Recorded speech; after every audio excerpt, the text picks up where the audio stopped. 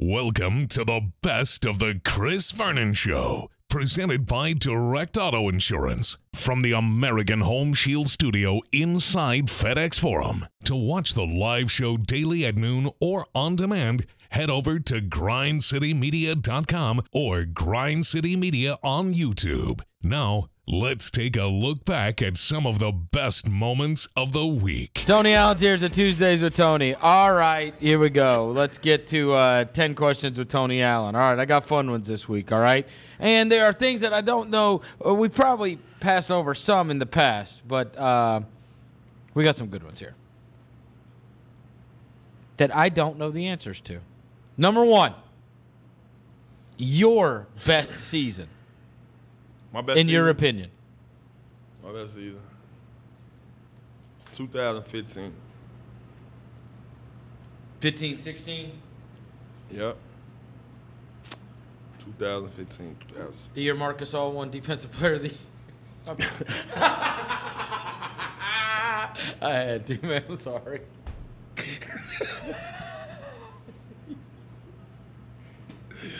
So, I didn't say that. So, I'm just saying that's the year that I felt like I had. Yo, son, why is you doing that, son? Yo, you was funny.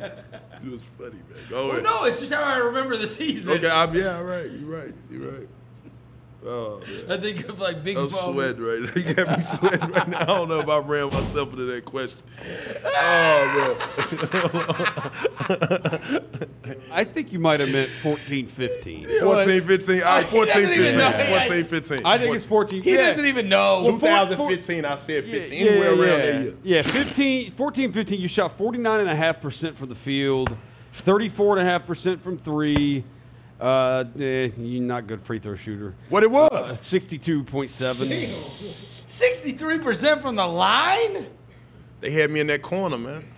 Not to shoot free throws. You averaged 8.6 points a game, 4.4 rebounds, 1.4 assists, 2 steals. Yeah. What was my season had that year? Oh, I don't know what it was. 12. Show one. See, that's y'all. I'd have to 26. go 30. 29. No way. You had 30 once, right? Once. Against Carmelo Anthony. So we know it's not that. It ain't that game. But I had a lot of 26s, 25, 24, 23. I had a lot of them. You know what? 17. Damn. He cap. That's cap. At Orlando. 17 was my season half. At Orlando. January Damn. 16, 2015. And you were -8. Damn. Hold on, son, what's so funny? You're like, I had some 26 and 31 and then some 17. 17. Josh Richardson in studio. Oh, no, y'all lying. Y'all lying. He said 17. You gotta look that up. Hey, You gotta look that up, bro. I'm looking it up. I want a video replay of when you said 17. He looked at you like. Yeah. He for real. He said, nah. He made me take off my hat for that, bro. You still think he's lying? Don't worry about it. I'm going to Google it myself. Your second highest total was you had 16 at Boston. Yeah, I served them. I had to go serve them. Revenge game. Had to go serve them. But, yeah, man, probably that year. He said you scored 17 and we're -8. 16, 17. In Wow. the Boston game, you had 16 and you were +3. Come on. There you go. But So maybe eight. we were talking about 15, 16. That's what the year. Okay, 15, 16. Probably had a bigger game that year. Yeah, bigger. Right. You know what I'm saying? This man, man, you know my fans is watching, brother. What's wrong with this man? But keep going, brother. They're not going to look it up. Just lie. Roser, just make something up. 38. 38 in Orlando. Nobody watched the game anyway. All right. It leads me perfect to number 2. The most points you have ever scored in any game anywhere. Because we know you said 30 was the game against Carmelo Anthony. Denver. But that's when you were playing in Boston. Mm-hmm. We all know the infamous game against Kevin Durant. I think that was 27. Yeah, it was The 27. grind game? Yeah. What do you think I'm talking JUCO, Oak State, anywhere. High school? Mm-hmm. You can lie about this. I can't look it up. No, because y'all boys got y'all microscope on, man. I ain't going for the play. There's no way we could find your Let me JUCO see. box score, so you should just say you scored 50. No, I was the man in JUCO. I ain't gonna lie. I finished up number 3 in the Athlon magazine over all the shooting guards. They had a few guards ahead of me, but ultimately I had to bust through those ranks. And Do you remember who was ahead of you? a guy named Antoine Barber, Tony Bobbitt, then me. Oh, no, Janava Weatherspoon, and then me. They had Janava Weatherspoon. Me and him went to the same college. We went to Oklahoma State coming out of JUCO, so. And they had you ranked Yeah, I was lower than him. You And thought that was ridiculous. That's a whole nother story. That's my brother, so it's more. We got that straightened when he came to Oklahoma State. But that's my man, you know what I mean? Mm-hmm. But I can't tell you, man. You know, I'm a first-team all-defender. I know about the guys that I stopped from scoring. You don't think I can't. After once I got 30 against Carmelo, I felt I made it. I was like, yo, all right, yes. Against Melo, boy. You don't think you ever had more than 30? I don't know if you had. I had a lot of 23s, 24s, 22s. I had a lot of games like that, you know what I'm saying? And which was having a major impact in the games and the people I was around. But I'm talking about in JUCO or in college. I can't even take college, you back that far. the only ones I can find, game logs I can find, are the NCAA tournament wins. The most you had in the NCAA tournament game, you had 23 against Pitt. Yeah, I killed them. 23 points, 7 rebounds, 2 steals, 3 blocks. I can't make this up. He said, yeah. I can't make this up. I mean, 23, 7, 2 steals, and 3 blocks, man. That's pretty good in an NCAA tournament game, man. That's solid. That's solid. You know. Andy shut down Rodney Carney. For sure. Who was that? No, I'm serious. Who was that? Rodney Carney. That name sound familiar. He was a from teammate. Memphis. He was a teammate Oh, in of yours for Memphis, like a in Memphis. 10-day. Rodney Carney was? He had Yeah. a 10-day with the Grizzlies. He had a 10-day here, too. Nah, not when I was here. Yeah. I think it was like maybe your first or second year. He got a 10-day. Man, nah, Rodney Yep. Carney. No. Rodney Carney played for Memphis. That was the kid that You right, in 2009, 2010. Right. I wasn't there. No. The game that you guys played Memphis in the Elite Eight. Oh, yeah. That's who you guarded. I thought you were saying in the NBA. All Yeah, right, no. In the NBA, Rodney Carney, his stint with the Grizzlies was in 2011. You were here. It was. You were here. My memory That was your bad. Y'all first taking year. me back, man. Y'all taking me back, man. And then it was my dog days, so I had to go through that to grow through that. You know? He wasn't even part of the 27-player team. Unbelievable. All right, number 3. Your best game. My best game. I had a lot of them. What? yo, I had a lot of them. It was your delivery, Tony. It was your delivery. It was Yo, your so delivery. hey, y'all might think I'm a comedian or something. Yo, That was listen, your- why the hell is y'all laughing like this? Yo, son, I had a lot I'm of them. You talking to can't. Michael Jordan. I'm gonna tell you my best game that I feel my best game was. And I'm gonna take myself out the equation. It's your best game. And that's the type of guy that I am. You take yourself out. My best game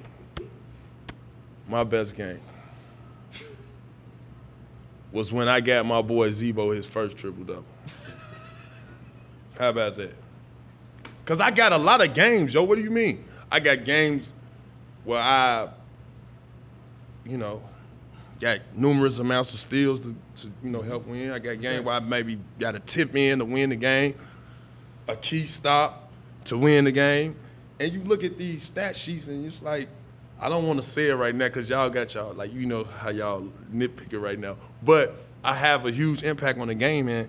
In certain other ways that don't stand out on the stat sheet. It's been games where I didn't heard the whole Grindhouse saying Tony. Right. I done heard that a million times. So it's like for me to pinpoint one, it was just I think it's just a collective body of work over my period of time, and I think all my games were special. But if you ever could pick one out in double figures, I would have to say the classic game. But I didn't know I was gonna play, and I ended up playing Kevin Durant, having to defend him, and a lot came out of that day, and it's the birth of all hard grit grind. Hard grit grind. True that. So I had to go with that. Shout out to Memphis, Oklahoma City too. That game I was feeling. 27-9-5, right? I don't know if it was that. I don't know if it was 27-9-5. Well, let me go look it up. No. But somewhere around there. Let's just say somewhere around there. I do always remember at the end. It's the one that it's the Ibacas of the because my fantasy baseball team was named the Ibacas of the world. No, the Ibacas of the world, the Cephaloshes of the world. The Hardens of the world. After we beat the Warriors in Game 3, you did the post-game interview on ESPN Radio, and you said the Iguodalas of the world. Yeah. And you also, and then... and I'm going to tell y'all where I got that little from. Mama, I'm coming. I'll be home in a minute. Yep. Hello? I still didn't know what you were talking about. Nah, listen. Oh, my daughter. I think I was talking about my daughter. She was at home. I don't think so. Probably so. But... You've changed the answer to that. No, I probably did. I don't know. Over the years. But listen. The special part and all that was that G&G came off the ground. Like it was like, yo, I can actually do this. I've been working out. Like the message to the kids. Like I was working out that whole week. I was in the gym. I was prepared for that day. You know what I mean? Had I not been in the gym, had I not been working out, had I just been mad, pouting, I ain't playing. I was calling your big head butt. I was, hey, Chris, man, what is going on, man? I ain't playing me. Oh, can't take it, right? Had I just used that energy and just, kicked back and just collected the check and just why did I have to have a big head? No, because you remember this. That's what I'm telling you. Why? Oh, man, come on, Chris. Why'd you? Like, that was just itself like nobody giving me nothing. It's just, all right, you gonna work. And when your opportunity comes, you just better take advantage of it. Certainly the most important. It changed everything. 27 points, 4 rebounds, 5 steals, 3 blocks. Now that's close. Like I ain't all the way off. 9. 7. You put the 4 with the 3. You had 5 steals and 3 blocks. You were plus 24, by far the best plus minus on the team. Zebo had 31 and 14. Ooh, we was in the building. You were 9 of 12 from the free throw line. Oh, that's 75. We talking about that 62% player. That's 75. That's 75% right there. That's good. Yeah. How about this? You know how many threes y'all took in that game? It's an overtime game. 4, 5. Y'all were 2 of 5 from 3. Mouse in the house. 2 of 5 from 3. Mouse in the house. All right, the maddest you have ever been at a coach. The maddest I ever been at a coach. Well, y'all already know. I don't really want to answer that one. But yeah, man. The time that I didn't play. So Lionel. No, the time that I didn't play in the Game 7 game in the finals, 2010.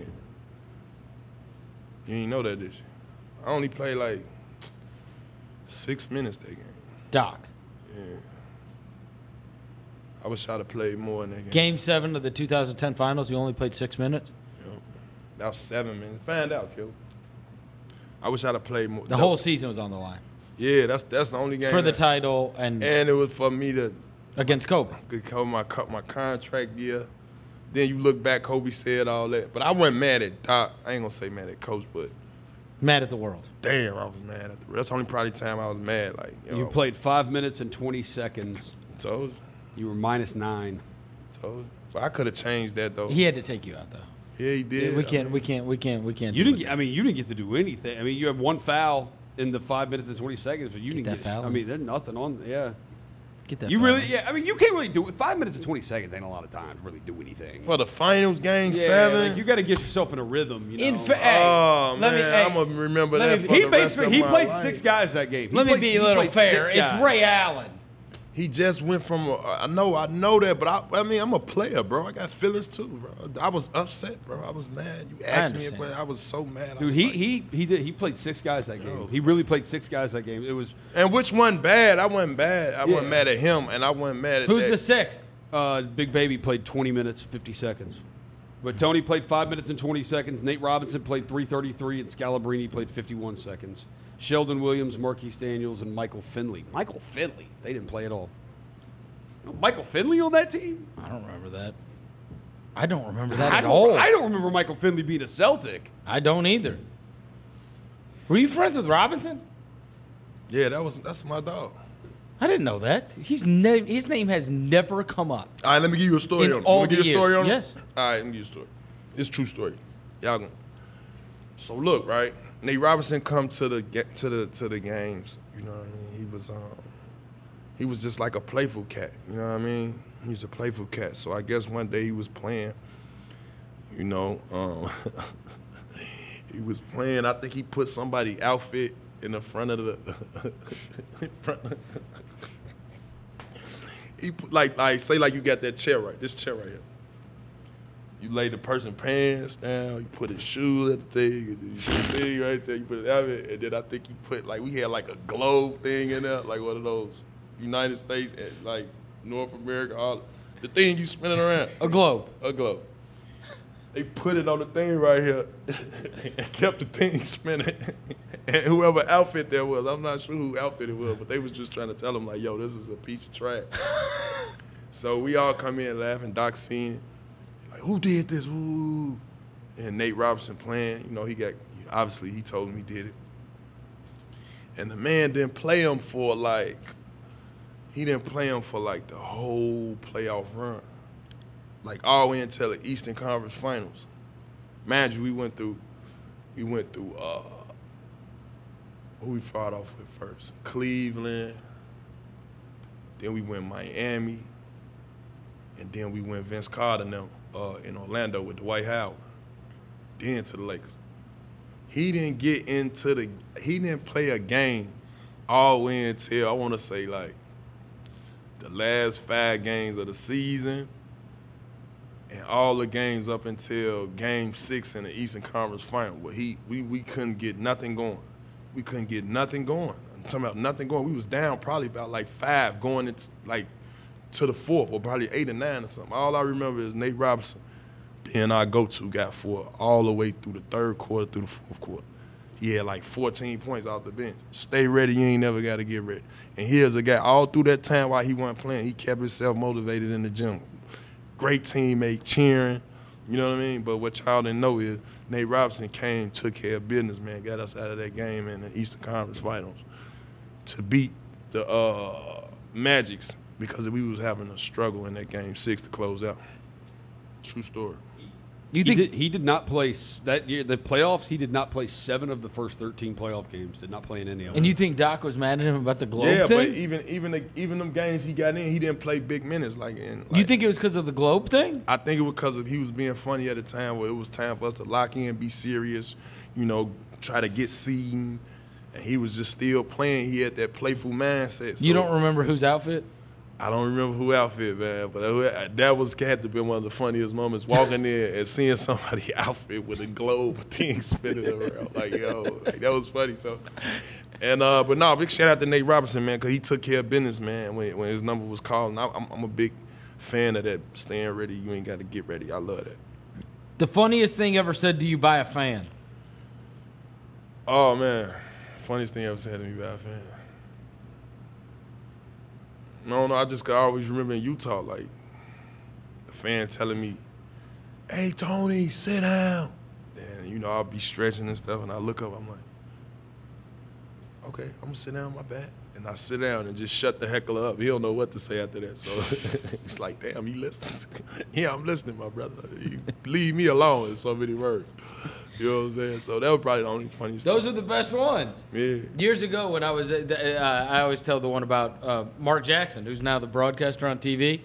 And there's a guy, I mean, he's dead silent. He was playing for the Knicks at the end of his career. This is back in the pyramid. And this guy stands up in the crowd. Mark Jackson's going to the free throw line. Yes. Mark Jackson, just retire. You're too old. Right, yeah, that's just how they come in, And too. Mark Jackson, he takes like 5 steps over towards the sideline, and he looks up at the guy. He's the only guy standing up in the crowd. He looks at him, he goes, you shut up.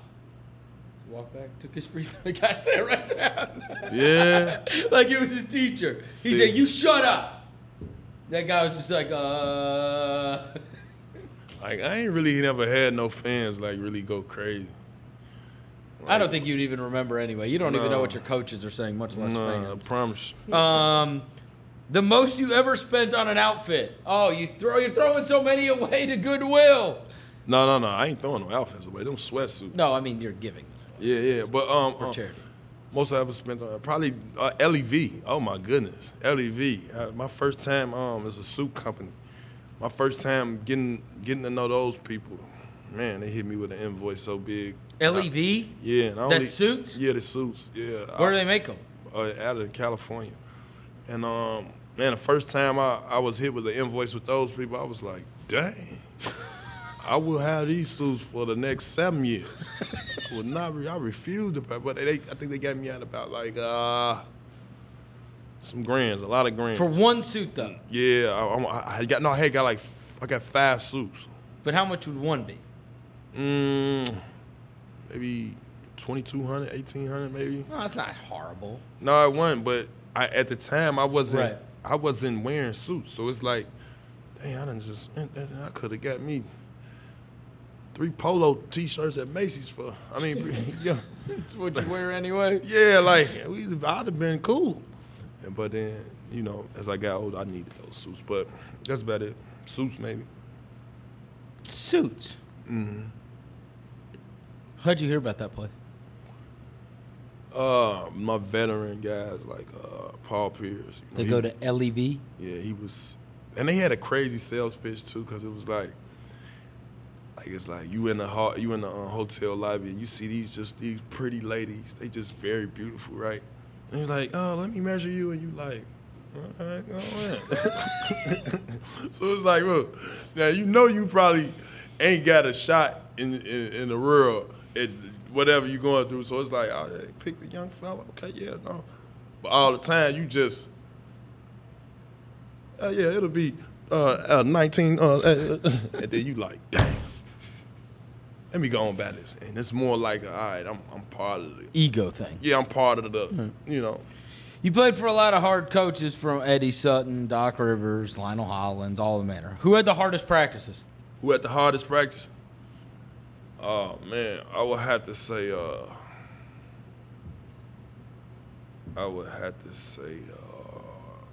Eddie Sutton. Eddie Sutton. He put those shoulder pads and helmets on us, man. I'll never forget that. That was kind of tough, yo. Also, NBA, like, you don't get to practice a ton during the season. Especially if you got veterans. Yeah. The coach hold those veteran guys accountable to be in shape. So it's like you doing a lot of spot shooting and making sure them guys in shape on the conditioning side. I was even doing a podcast this morning. There's not a week or month that goes by where people don't ask me about getting into what we do, right? Like this profession and whatever else and any kind of advice. Some kid comes up to you and says, I want to be an NBA player. Do you have any advice for me? Yeah. What do you say? Obviously, going through my experience and, having that same type of mindset and wondering and wanting to know, I think if you really want it and that's your ultimate goal, it shouldn't be a day going forward that you don't play basketball. And I wouldn't care if you just working on your handle. I wouldn't care if it's conditioning. I wouldn't care if they just hooping at a rec league. Every day should be a day. One way to look at it is, it's 365 days in a year. Each year goes by. That's those years that go by is getting ready for your draft class. And whatever you doing in between that time for your draft day, whatever day you say you're gonna come out, each year make sure you got better at something. Strength, conditioning, skill, or mental. You get what I'm saying? And then that way, when it's time to be battle tested, a la workouts for the NBA team, you ready. you've been battle tested. You went through those fields. That's why I like college. Enjoyed all my levels in playing because I tried to be the best at each level. You know what I mean? And if you ain't trying to do that when you work out, when you lift weights, when you condition, if you ain't trying to be in the top shape, the best skilled, and the best at everything, then I think you really playing about saying you want to be in the NBA because, like, again, it's a right. I mean, it's not a right. It's a privilege. You get what I'm saying? And not too many people are privileged to even say they even touch the surface of the NBA. So the work that you're not doing in front of others, that's really what stand out. You know what I mean? It's actually good advice. Well, I ain't write that down. There's a lot of people, but there's a lot of people that have. Look, you know this. You go and ask any third grade class what they want to be when they grow up, and they're saying a professional athlete, or nowadays they say a YouTube star. I'm serious. Yeah, like that's what these kids Jake know. Paul. Everybody want to be Jake Paul. They want to be. Well, there's new Jake Pauls now. Now it's whoever's on TikTok. Yeah, or whatever, TikTok. Right. Okay, yeah. And that's what they want to be, right? But like the whole idea is, and I do think a lot of kids that say I want to be. Everybody wants to be in the NBA, right? But no, I'm saying when you're a kid. Yeah. When you're a kid, that's who you look up to, right? You want to be a professional athlete. That's the best job in the world, right? And so you would say make sure you're playing every day. Like what else can you be doing? As I look back, when I look back the times that I wasn't playing or my weekends, I would look forward to being in a gym. Like my weekends. Like I ain't nothing moving without that gym, me working out Saturday and Sunday early in the morning. All right, last thing. Something a coach said to you that you think about the most. Oh man, Doc Rivers. I remember Doc Rivers telling me straight up, like, T.A., put you in the starting lineup, man. But let me tell you, man, don't get too out of hand, man. What you mean, coach? He was like, listen, look to the right, look to the left. You see those guys? Yeah, they get paid the big bucks. Yeah, meaning then you need to be doing everything that they not doing. That's diving on the floor for loose balls.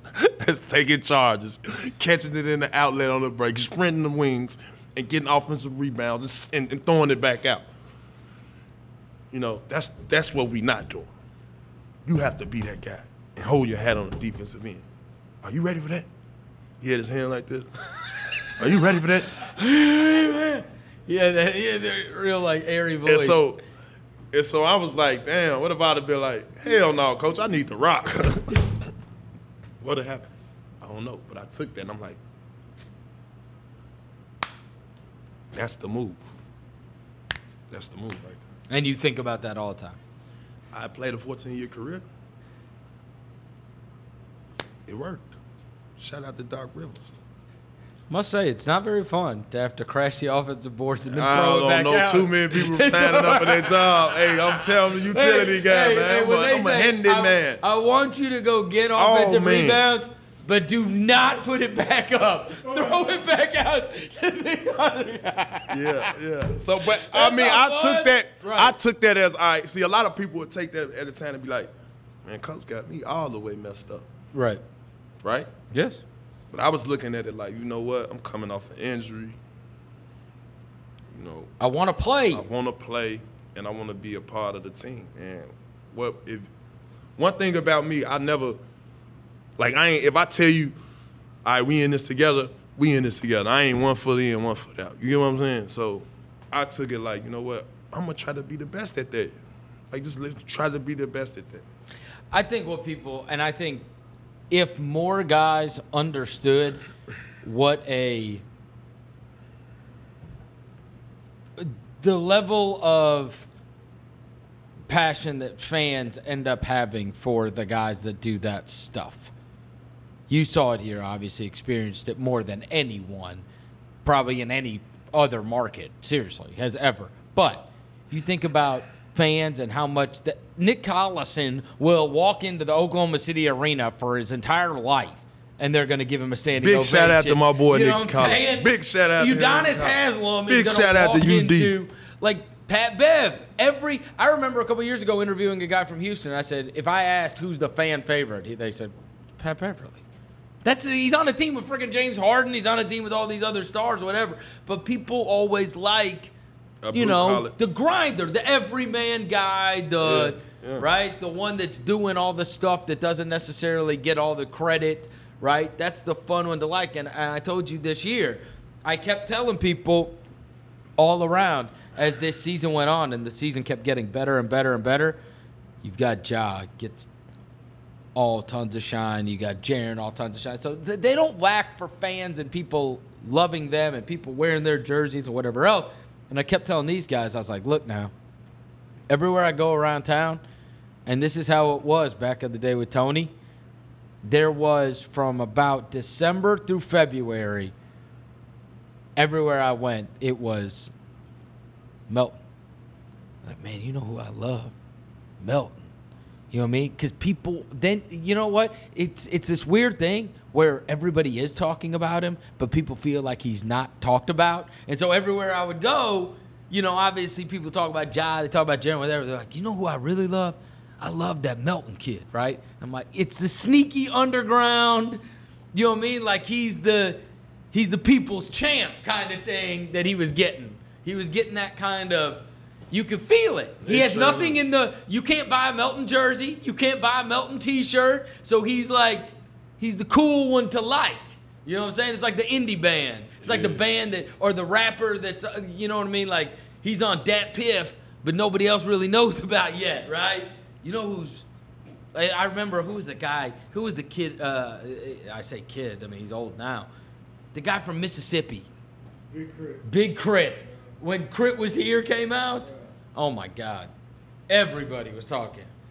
Man, you heard that guy from Mississippi, Big Crit, right? You would go on, Dat Piff or whatever those are and try to download it and try to find it. That's what everybody was talking about. It's like the underground. And Melton does that. He's not scoring 30 points in a game. But he makes some key plays. He makes some key plays. Winning plays, yeah. Winning plays, and the fans, obviously, they eat that up, obviously.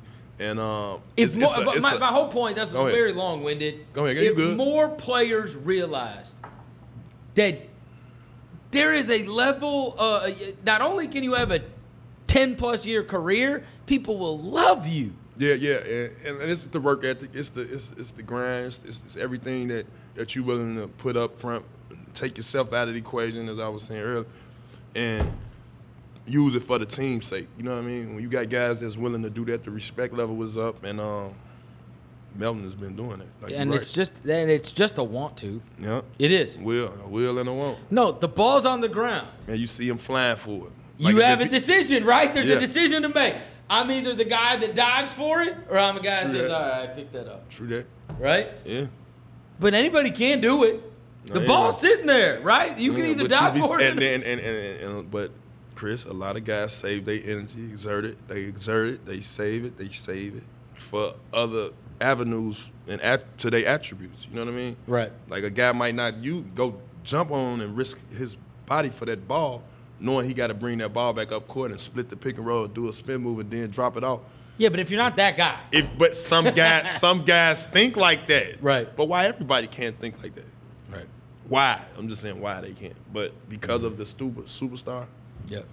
No, if everybody put that edge on it. That's why you like. That's another. No, but the superstars that have that, that's the elite guys. My big question was, all right, can we get him on the hustle? We got a G League team here. Yeah, that'd be awesome. And I've called around to people this morning. Dude, nobody knows how you end up on a team in this. Nobody's ever done this. And I even went and read, it's not clear. Like, the way they kind of do it. So there is no, like, quote, free agency as we know it in the G League. Like, when you sign, just for some level of explanation. So let's say, give me a player on last year's team, not a two-way player, Marcus Teague. Yeah. Okay, Marcus Teague, he signs with the G League. He doesn't sign with the Memphis Hustle, and he doesn't sign with the Memphis Grizzlies. He signs with the G League. Yeah. And then they have these different ways in order to end up on teams. Now, what is fascinating about this is that in this particular case, you on one hand, you don't want it to become just free agency, because then you could theoretically have the John Calipari of the G League, and they go out there and they say they wouldn't have the money to do this, but you're trying to get the best players, and like a player can just pick wherever he wants to go. Turn into recruiting, right? Yeah, where it turns into like almost like recruiting. Yeah. Right? And then a player gets to choose that way. On the other hand, you also don't want to say to the kid, all right, you're in the G League now, and you're going to get paid this. Have fun in Sioux Falls. Yeah. It'd be like, I'm not playing in Sioux Falls. Like, that's not what I. Now, with like somebody like LaMelo, as I understand it, with the Australian League, there's kind of like an understanding between the two, right? Between like LaMelo and here's kind of where I want to be, and them kind of placing you. Okay, so where I have you're news be. on that. Okay. On the Jalen, what team is he going to play for? Yeah. It says Jalen Green will headline a new G League team in Los Angeles and will focus on the development and preparation for the NBA. So it's a new team coming. He's going to be the star of it. Well, then none of the other teams can bitch. But this feels like you're still going to have to figure out how this works. Exactly. There's going to be a new Los Angeles team? You just can't, yeah. Is it? They've already got the Agua Caliente Clippers, and they've got the South Bay Lakers. South Bay So Lakers. they say, Sean just reported there's going to be a new team in Los Angeles that he's going to headline. But you can't do that for everybody, though, you know? That's what I'm saying. That's what I'm saying. You can't. He's from California. Let's start a new team just for him. This is crazy.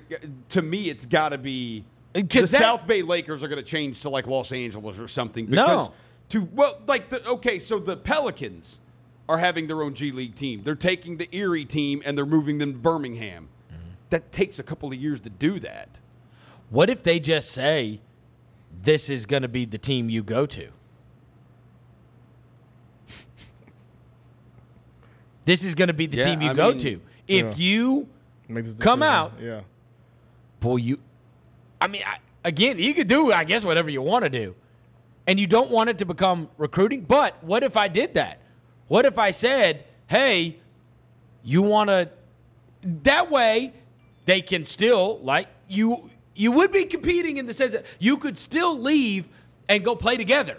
Yeah. So instead of blank school paying you all $150,000, we will. Right? Yeah. And you could go and play with your buddy, and you could just say, this team has no affiliation. It is part of the G League. I do wonder, right? Yeah, wouldn't that be a possibility? So this is the last two teams to relocate in the G League were that debuted the College Park Skyhawks, the Atlanta Hawks team. They had Erie at one point, and they started their own team. They announced it in November of 2016. Last year was this past season was their first season there. The Pelicans announced this October 24th, 2018, that they're taking over Erie and they're going to move them down to Birmingham. They don't debut in Birmingham until 2022-23. Okay, that's because you know the way this works. A, the infrastructure. B, you've got people in rooms with documents and a million lawyers involved in all of that. Yeah. In moving something over. You are changing over ownership. Your entire operation is changing over. Yeah. And that is a bazillion pages of paperwork. And, of course, the process takes a long time, right, to set up the infrastructure and to get all the documents done. It takes no time. If you're just starting a team out of nowhere, you could launch a team as long as you've got the arena. Yeah, you got to find an arena. I don't know. Launching a team in like 5 months is like that. Why couldn't you? Again, there's a lot to get done in 5 months. All of those things, though, that I'm talking about that take the long amount of time, those don't exist. Yeah. The transfer of a team takes a long time. That's what I was wondering about the starting a expansion team. thing. Well, this is why I think it's going to be one of the Lakers or Clippers affiliates that changes their names. It's going to be one of them that it's going to be one of them that changes their name. I don't think so. I don't think this. I think this is going to be unaffiliated. Maybe so. That's what they're doing with Monterrey, Mexico. When they have the team in Mexico. Oh, like is it be a That's prospect, what I'm saying. A prospect team? That's what I'm saying. Okay, yeah. So then, if I'm the competition for the colleges, you're playing in L.A. Yeah. We got you set up with a place to live. Here's where you live. Yeah. Here's where you play in L.A. You're not there's no call-up, call-downs from our team at all. Just playing straight this We team. will have players to round out the roster, but if you don't want to go to college and you want to play in the G League, you're playing for the L.A. prospects, whatever, Basically, right? Yeah. Not a bad idea, because then, look, how many times have guys signed up to go to college together? Yeah. I mean, this is a disaster for college. Oh, yeah, college But is if probably you like, oh, my are, gosh. let's say you're James Wiseman, right? If we say it's all like a package deal, and so James Wiseman, Lester Quinones, and Precious Achua, they all say, yo, we don't want to play together. We're playing at these AAU tournaments against each other. Yeah. Let's all go play for that team. The LA Pro. Let's make Whatever. $500,000. Let's get paid. Let's get a bag. And so maybe you have, and they do compete in the G League. Therefore, you are getting that level of competition, but then you don't make any of the thing with the NBA messy. Because you know it's messy. Yeah. If that kid plays for the hustle, it's messy. Oh yes. There's no way around it.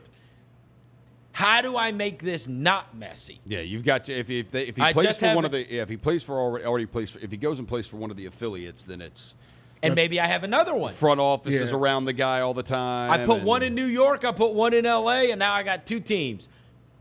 Boy, you may just pillage college. Let's see. For real. Like with the best players. Yeah. If you say that's the choice, because then now, this is actually fascinating. You're taking Sioux Falls off and you're taking South Haven Yeah. off, right? Where would you rather play? LA. For 5 months. You want to live in L.A.? And Well, I mean, yeah, it especially matters considering you're not going to have to pay. Well, here's the other thing. where you live. If you are the NBA and you're the G League, Oh my God, they're really doing this. They are? Isaiah Todd just signed the same thing. Another deal in the G League thing is they get a scholarship so they can go back to college whenever they want to. they get a Oh, scholarship. bro, they are gonna mess No. up Wow. college Hey, basketball. look. So now I'm the NBA. If this is how this can work, I have not even thought this through until we're just doing this on the air. Let's say this is how this works, and I put the team in LA, which is brilliant because now the kid's happy, right? Yeah. I'm not pissing off any other G League guys. There's nobody else, right? And we'll see how they can perform. Jalen Green and these Isaiah young Todd, guys, yeah. right? But they're not. They're a different deal here, right? I'm not putting them on just some G League team that's getting call-up, call-downs, and right? Because who's the go-to guy? I mean, it's a mess, right? Yeah. Like you don't. If you're Dusty Handers, you resent the hell out of this. Yes. Right? He's playing. He's playing 35 minutes a night, right? They have to have it. Be so. Or he's playing 30 minutes a night. Yeah. So now he's taking my minutes, and he ain't even on the team. He's got no affiliation with the Grizzlies. All I'm trying to get is a damn 10-day, and this is ruining everything. So how about I don't? Now, oh boy, you want to blow the lid off the thing? You go and get whoever. If you're the NBA, you're the G League. You say, all right, who's out there like right now? Who doesn't have a Jeff Van Gundy? He loves doing the Team USA stuff. Oh, that really messed it up. And then I'm going to get Larry Brown, and then I'm going to get – so now all of a sudden I'm placing NBA coaches there. And all they do, they coach this G League team for 5 months, right? So here you know what staff you're going to, and it just basically becomes, yes, you are playing games within the G League structure, but you're there for 5 months as to prepare yourself for the NBA. Yeah, so we had that. End of story. So you don't lose that element of it, right? Yeah. I don't just get Joe Schmo coaching the LA Prospects. I get legitimate. this unbelievable infrastructure, like a USA basketball level. The Kansas City Chiefs rallied from a fourth-quarter deficit in order to defeat the San Francisco 49ers. But the 49ers' crushing loss may have been a blessing in disguise. According to a report from the Wall Street Journal, it is possible the 49ers losing the Super Bowl prevented the spread of the coronavirus and saved countless lives. Those people would also Look probably at his shirt he's wearing today, too. No, look. This is when This is when you realize how awful sports fans are. Because Roser would rather a lot of people died and then win the Super Bowl. Then he should be happy today. And in fact, I'd rather the 49ers win and I'd be dead right now. Take it. Rather than having to listen to this. I think a lot of those fans probably would rather have been like, no. 49ers win the Super Bowl or I get coronavirus. No. I think they'd probably rather the Niners win the Super Bowl. No. University of California, San Francisco Department of Medicine chair, Bob Watcher, who was watching, said it may go down in the annals as a brutal sports loss, but one that may have saved lives. There you go, Roser. There you go. Who said that? Glass half empty. Glass half full. That's the great Bob Watcher. He can go to hell. No. Listen, I don't know. Screw that guy. It is basically what they're saying is if they would have had a parade, millions of people show up to a parade, and then it could have been just really bad. Well, then they also should say, well, thank God the Jets and the Giants sucked, because if they were good, that stadium would have been packed and it would have cost more lives in New York City. Well, you never know. I don't know. Hey, you know what? That guy could shut up. Here's what I'll say. Hey, the Cowboys lost to the Eagles on purpose. That's just a doctor saying something like. That's a doctor saying something like. No. Let me see what I can say that'll make headlines and get attention. No, this. I'm gonna tell you this. That guy. The Cowboys about to get CeeDee Lamb. The Cowboys lost on purpose. Because they knew if they won and they got to the playoffs, they'd probably win the Super Bowl, and then it's just a national catastrophe. Yep. There's Cowboy fans everywhere. There would have been parades in every city. No, y'all. For goodness sakes. No, y'all would have. And so we couldn't have. And so, like you would have lost in the NFC title game. They were trying to us, and then Jason Garrett would be back. They were trying to save lives. One life at a time, Roser. Yeah, they were trying to save lives. That's what was going on. You said that look. Now, honestly, I hope greatly. And you know, look, you will remember, Devin, when it came to the Super Bowl, and you could call me out if this isn't so, but I told you, I said, look, if they win, I'm going to be happy for him. Yeah. But it's way better for the show if they lose. Yes. And if If this is 2.5 months ago. Why are we still talking about the Super Bowl? If I've ever been right about anything, because bro, why are we still going to talk about the Super Bowl? All right, it's in the news. Number one, and number two, because of a phony doctor, a fake news doctor. We told you that it was at least 6 months before you could start wearing that garb again. And you got it on. It's going to come up. There's just no way to wear it and it not be a constant reminder. I told you that. And I know it's your wardrobe. But same way that when I see Devin's, I immediately conjure up images of the Grizzlies and Brandon Clark dunking on Ian Mahinmi and John Morant, the Rookie of the Year. When I look at you, I can't help but think there's 6 minutes to go with a double-digit lead, and Pat Mahomes and Richard Sherman's on an island, like for God knows what reason, and it's just just the way it's going to be, Roser. There's going to come a time where you can wear your 49ers stuff again. It's just too soon. Can you get a zoom on his face, please?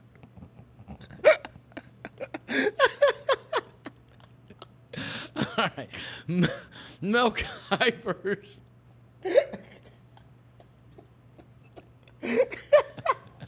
This isn't funny. It's only not funny to you. Which I get. Being the guy that it's unfunny to is a tough spot. There's no way around it. But for everyone else, it's really fun. Breathe out of your mouth some. You're doing the bull thing. I can hear it with your nose. Where you're only breathing in and out of your nose. It's all right, Nick. We're gonna get him next year. We're gonna get him next year. There's always Nick. next year. Tell me saved lives by We're gonna get him next year, Nick. Thank you for not getting that sack. You saved all He kinds of doesn't lives. care. You've seen his tweets. You know who he's a fan of. That's true. He wants fans everywhere. Nick Bosa. All right.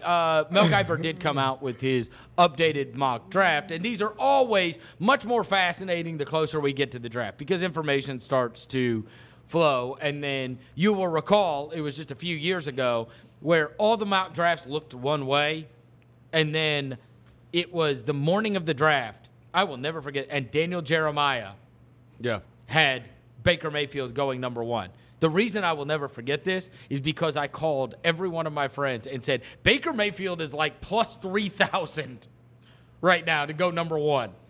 And Daniel Jeremiah's got him going number 1. This is the craziest thing. Yeah. I was like, if he's right, he had clearly gotten a tip, right? Yes. And he didn't want to ruin the draft. And so the way you can not report something, because they don't want you ruining the draft. Yeah. But you can update your own mock so that you look smart. Yep.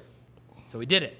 And so I'll be fascinated. I would be absolutely stunned if Joe Burrow's not the number 1 pick. The only way I could see something like that taking place is if you get a swap down and then something so that you could still get Joe Burrow, right? And I don't know if you've gotten around to listening to all of those draft podcasts, but I've told you there's one level of normalcy that has gone on, and that is listening to NFL Draft podcast because they're talking about the prospects just like you would at this time every year because the draft is going on like it would every time this year. You can't listen to any. There is not one false word about Joe Burrow. Yeah. I don't know if anything has been more unanimous. It felt like at the very beginning, even after all the championship stuff and everything, right? Because you had this genius. What's the guy's name that went to Carolina? Brady. Joe Brady. Joe Brady. Yeah, Joe Brady, who was the offensive whiz kid. Because like there is something that I have not heard. I'm sure it's out there. I need to find it. But there has to be some kind of explanation as to how this happens. He was not that good his junior year. Yeah. He wasn't. And he turned into the best quarterback maybe I've ever seen in my life. Yeah. I mean, he was just, it was like a video game. He's escaping the pocket. He's looking down. And so, how? Right? I get it. You work on stuff and you've got this new offensive coordinator and whatever. But I mean, the improvement was so insanely drastic that at least months ago, there was some cause for pause. But there's people that understand football much, much better than I do that watch all of these tapes and go, okay, and look at all these stats, and they go, without hesitation, like, this guy is the truth. Yeah. How was he not that good? Like, how? How was he?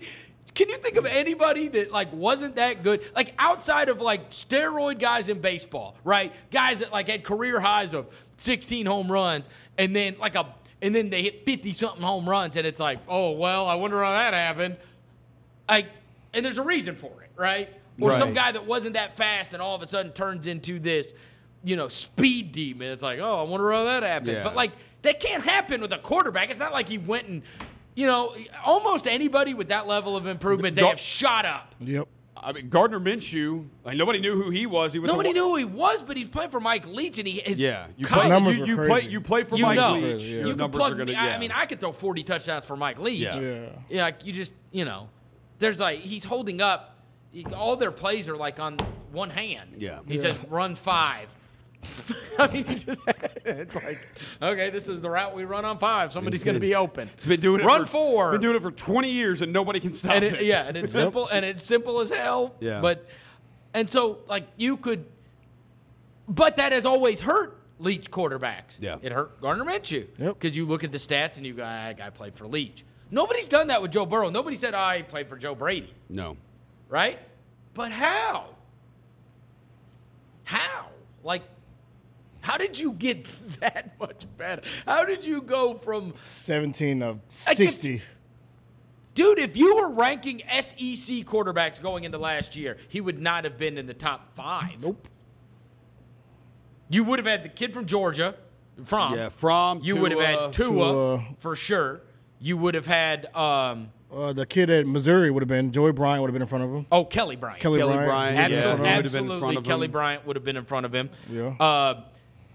The kid at Kentucky got hurt, and then the other one, the kid that's a wide receiver. Mond from Mond A&M. at A&M. Oh, yeah, A&M Kellen kid. Mond would for have sure. been. Yeah. At A&M. And then who are we missing? Who's the Mississippi State kid? Wasn't Fitzgerald anymore. No. Tommy Stevens? Is it Tommy? Was Tommy the name?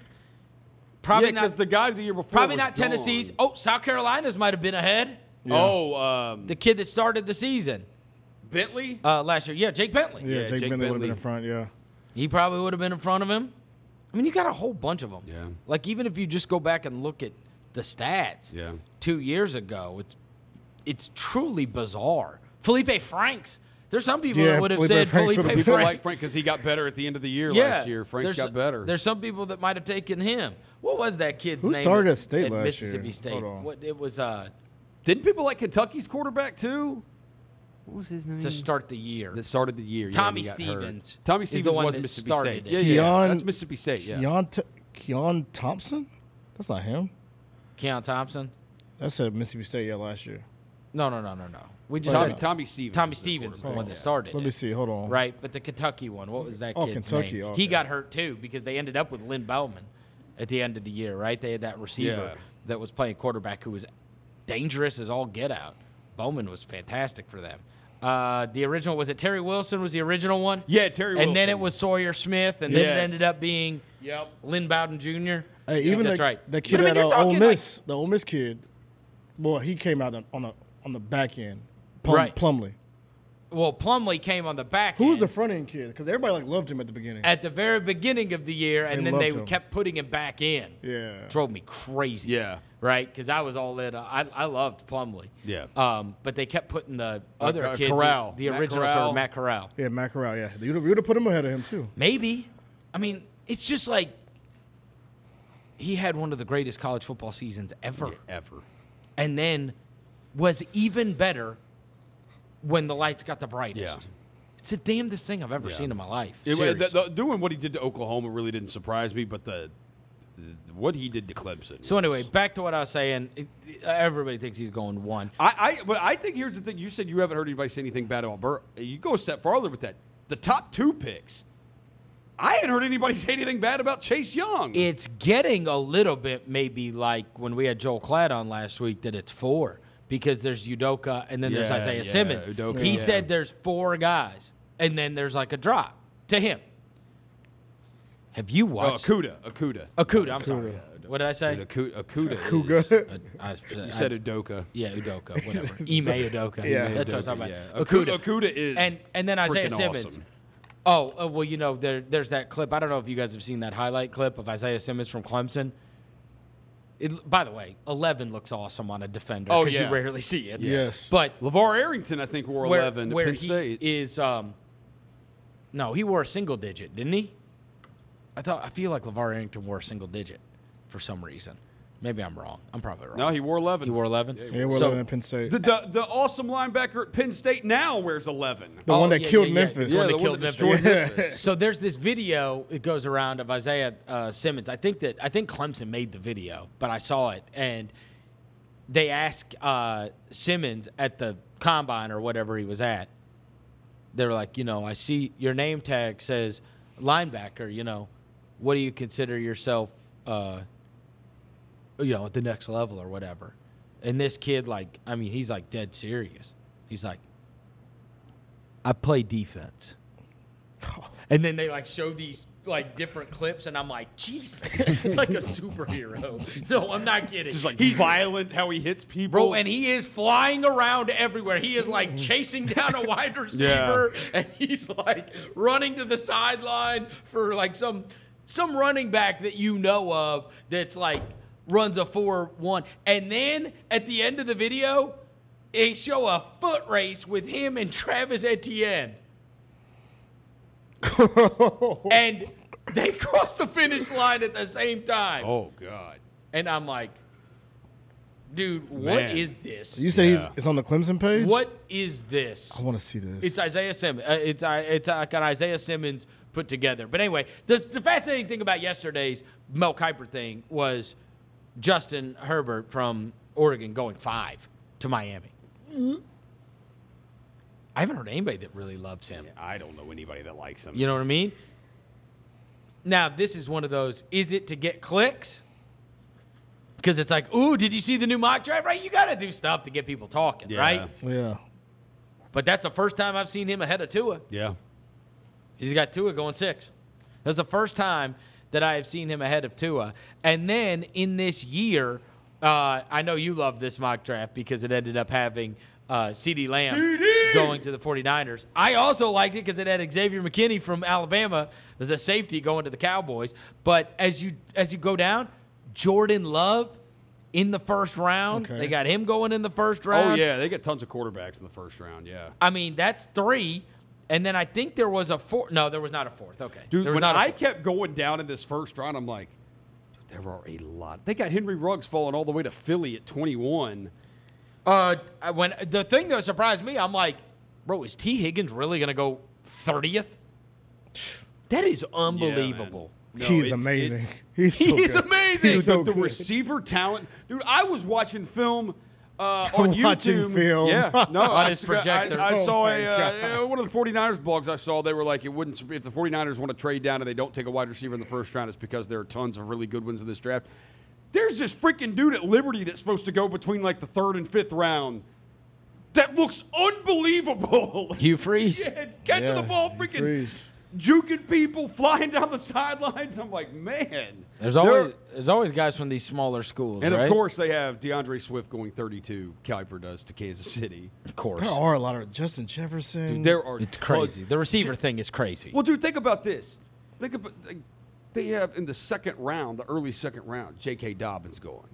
Dude, J.K. Dobbins was like the best freaking running back in college football last year. Reminded me of Ezekiel Elliott. Yes. When Yeah, he was there. He does. And they've got him falling all the way to the second round. And it showed up in big spots too. He fumbles too He much. Fumbles. That's too what much. happened. That's why Jonathan Taylor's also in the second round. He did not. Like Jonathan Taylor will fumble, The but Wisconsin kid? yes, but I was reading something the other day. Oh no! It was wait, was it Warren Sharp? Did you listen to that podcast? He lost. No, I've not listened to Okay, it. there was one where it was talking about context. It was like you have to take these stats into context. They can't really throw, and all anybody that's playing against them is trying to do is stop Jonathan Taylor. And so for him to still do what he did is absolutely unbelievable. Yeah. And he didn't have 5 first-round offensive linemen, on that team. It was like a promotion of Jonathan Taylor and how unbelievable he is. Yeah. It's interesting. He's got, what is it, A.J. Epineza, the defensive end from Iowa. Like, that dude's freaking awesome, going yes. 40th. Grant Delpit from LSU going Crazy. 41. He is gonna be- he's gonna be the there next is one. A ton. No, this is a of talented talent. draft, man. Oh, going 50th. KJ Hamler, the receiver from Penn State. That dude was awesome. He He was was like the only good player Penn State had on offense. Crazy. How about you not discredit KJ Hamler, the receiver that killed Memphis? That's exactly who I just said. Oh, that's what you said? My bad. I pulled a Roser, my That bad. is exactly who I was just talking I about. pulled a Roser, my bad. I'm How looking- does that? Hey, Roser, how does that feel? I See, think it's the that- first. Exactly. I just pulled- He's been doing it to me for over a decade. No, mine No. is not like mine is not 2 seconds No, afterwards. It's always 2 seconds afterwards. It's the sentence afterwards usually. But that was an unbelievable one. That Yeah, my was. bad. How does that feel, Roser? It's funny. You literally were talking about KJ Hamlin being the only guy, and then he said, hey, don't discredit KJ Hamlin. the guy who killed Memphis. Unbelievable. Edwards-Helaire going to him? the Rams at 52. Michael Pittman, the receiver from USC, who's great, going to the Dolphins at 56. Like, I mean, there are so many loaded. good players in this draft. It's a loaded draft, to say the least. And I'll have some more people on talking about the draft as it comes. But I'll be very fascinated to see how many quarterbacks go in this thing. Yeah. You know, it feels like everybody loves Burrow. Everybody's worried about Tua's injuries. And then you have these. Are you forcing it by taking Justin Herbert or Jordan Love or whoever it may be? Is that just because they're the best that's this year? Yeah. Not necessarily that they are true franchise guys, right? Yeah. But, I mean, you look around, God, look, there's 32 teams. Remember when we did that whole thing last year about who the backup was on every team? And there were at least 6. We didn't even know who the hell they were. Mm-hmm. Yep. We never heard of them ever. Or they didn't even, like, play that much in college. It was just weird. It was weird. Yep. You know what I mean? So, like, are these guys – it's one thing to find your franchise – if you're using a first-round pick, the guy needs to be the guy. Yeah.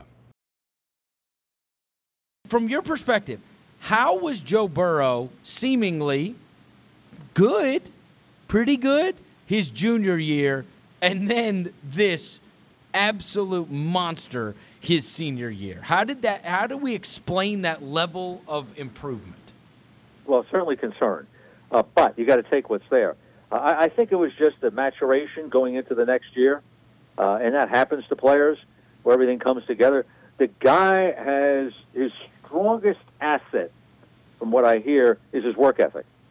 They liken him to Tom Brady, which is pretty good company as far as studying and preparing, and that probably got him to the next level with a lot of talented players around him. Because when I watch the tape, he reads the defense well, he goes to the right spot, he can move in the pocket, has some running ability, and his arm isn't top, but it's good enough. I mean, he can make all the throws. So, and the accuracy is good. So it's all positive. Now, he's playing with a heck of a football team. He doesn't get hit a lot. And once he gets the ball to somebody, they're liable to score, okay, because they're that good. So, but all I can say is he is the top guy in the draft, and Tua's second. So you can only take who's there. Now, when you say that, do you mean Tua is second as a quarterback, or Tua is second meaning you would select him over like a regardless of position, in terms of level of prospect, a Chase Young or some of the others that people No, truly love? I bet he's the second-rated quarterback. Gotcha. In my mind, I think he's a top 5 pick. The durability question is a roll of the dice. You could be as smart as anybody else making that decision because it's a guess. That's all it is. So somebody's going to guess and take him, and hopefully for their sake they're right. The only concern I had, and I have never seen him physically, only on tape, because he didn't work out at the combine, is people tell me the body build, the lower build is not big. That would bother me some on taking hits. But on tape, he's a terrific player. If we accept that it's those two and then there's a drop-off to whoever would be the third quarterback, where do you think Burrow and Tua would be slotted in a draft like, say, last year's, where there were 3 quarterbacks taken within the top 7 picks: Kyler Murray, Daniel Jones, Josh Allen? Tua versus them? Oh, I'm sorry. I'm sorry. So just Jones. I'm sorry. Just Jones, because Allen was the linebacker for Jacksonville. So, if I take last year's draft, which had Kyler Murray and Daniel Jones go number 1 and number 6, where would we slot in? I guess we had Haskins at 15. Where would we slot in these two? Burrow 1, 2 at 2, and then you go to Kyler Murray. Oh, wow. That's how I would do it. Yeah. So you think they would both be better than anybody we had last year? I think so, yes. Wow. Yeah. All right. This has been a very, very deep wide receiver draft. You have 2 that you like more than the others, and those are Jerry Jeudy and those are CeeDee Lamb. Now, with that being said, you have put those 2 aside as guys that you truly like. Do you view it as a truly great, deep wide receiver draft, or do you look at those 2 and say, okay, these 2 are way better than all the other ones, and there is a big drop-off? Those two are better than everybody else. I think there's a definite line after them. I think it's a very good receiver draft. I don't know how many number ones are in it, though. I think there's a heck of a lot of twos. Okay? And that's kind of how I see the thing. I think Ruggs has the potential to be number one.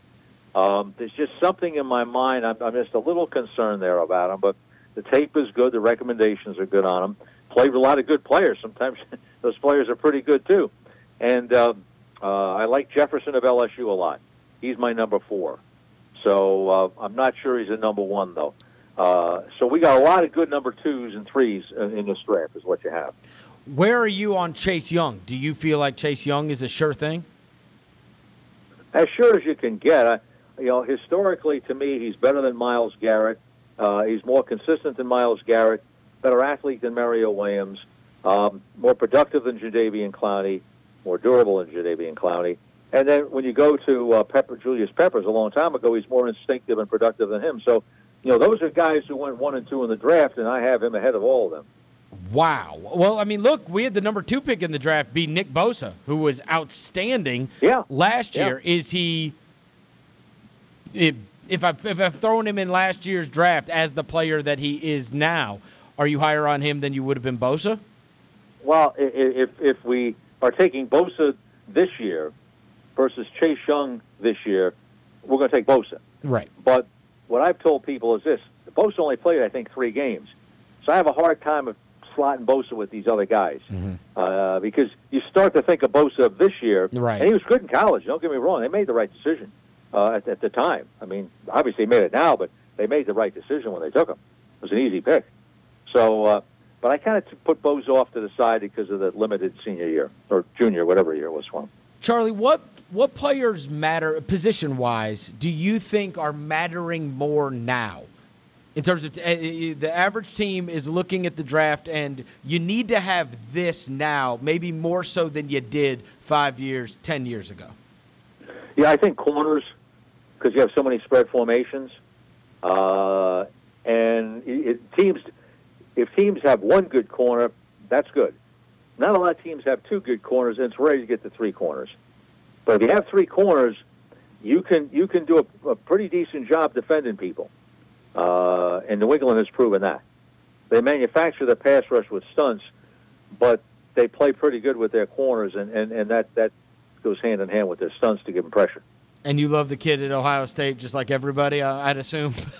Yeah, I think he's a terrific player. I think he's in the line there with Jalen Ramsey. He's in that group with Jalen Ramsey at the top, and Joe Hayden, a couple of really good players right there. So Denzel Ward, he's in that class. Wow. I mean, look, just listen to some of the guys that you have compared, some of the guys in this draft, too.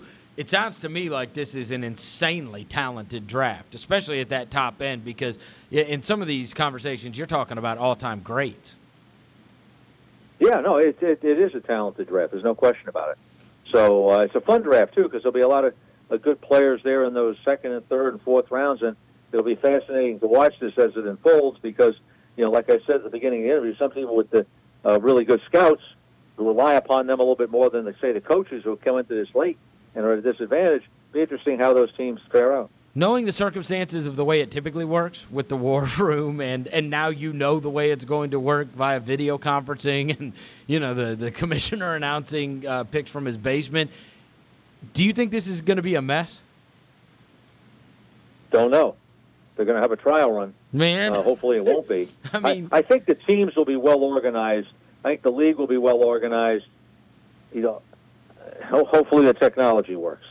Man, I mean, because any delays in the action, right? I mean, I've heard you say that you could usually run up to about a minute before a pick, right? Even if you've got it all laid out, but that's just, you would not feel comfortable doing that this particular draft, right? No, I'd want to give myself a little more lead, maybe 3 minutes, and then we'll just shut it down.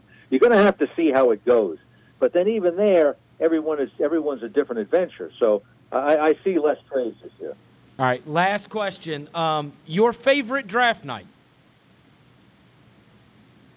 Oh, it's when we made the Ricky Williams trade with New Orleans and then traded back to we went from 5 to 11 and then back to 7 15 draft choices got traded, and we got Champ Bailey. I mean, and kept a number 1 the following year. So, and it was just we ended up with 3 1s out of the thing. So, where, just out of curiosity, do you remember where Bailey was on your board that year? He was our best player. Oh wow! So you were able to maneuver around and still get the guy that you might have taken number 1, and you got him at 7. Right. The trading isn't an element of luck. The element of luck is he was there. Okay. That's for sure. Charlie, you're the man. Thank you, buddy. Okay. Charlie, good to be with you now. Charley Casserly, former NFL general manager, now with the NFL Network. Holy mackerel, some of those names. And I am fascinated. He likes Burrow and Tua better than even Kyler Murray. This has been the best of the Chris Vernon Show, presented by Direct Auto Insurance. Tune in to the live show daily at noon or on demand by heading over to grindcitymedia.com or Grind City Media on YouTube.